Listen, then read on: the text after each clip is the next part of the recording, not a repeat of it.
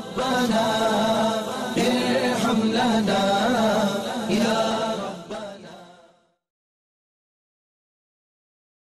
شریعت مطہرہ نے ہمیں چہرہ چھپانے کا حکم دیا ہوا ہے، کیونکہ مرد کی میلان خاتون کے لیے تب بن جاتی ہے جب وہ ان کے چہرے کو دیکھتا ہے۔ اگر کسی خاتون کے لباس کے اندر ان کا جسم بدصورت بھی ہو لیکن ان کا چہرہ خوبصورت ہو تو اٹریکشن اسی چہرے سے بنتی ہے، بلکہ بہت سارے لوگ جو ہے وہ آنکھوں پر ہی فدا ہو جاتے ہیں۔ خاتون کی آنکھوں کو دیکھ کے ہی وہ کہتے ہیں غزال جیسی آنکھیں ہیں آپ کی، اور آنکھوں کی تعریف، اور کہتے ہیں یہ جھیل ہے، میں ڈوب کے مرنا چاہتا ہوں اس میں، یا کچھ اس طرح کے اصطلاحات کہتے ہیں۔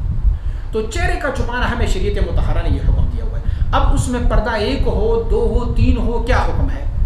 ہر وہ پردہ کہ جس میں سے چہرے کی سفیدی اور چہرے کے جھلک نظر نہ آئے وہ ہمارے لیے کافی ہے، بھلے وہ پردہ 1 ہو۔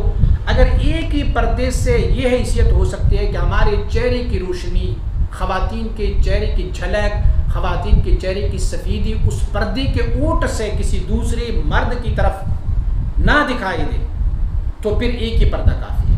لیکن اگر ایسا ہو پردہ اتنا باریک ہو کہ ان کا چہرہ جو ہے، اس چہرے کی روشنی، اس چہرے کی جھلک، اس چہرے کا سفیدی اس میں سے دکھائی دیا تو پھر 2 پردے ڈالیں۔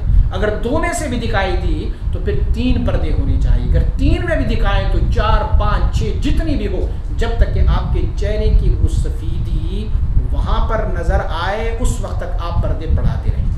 اور جب چہرے کی سفیدی نہ دکھائی دے تو بھلے ایک ہی پردہ ہو، وہ بھی تمہارے لیے کافی۔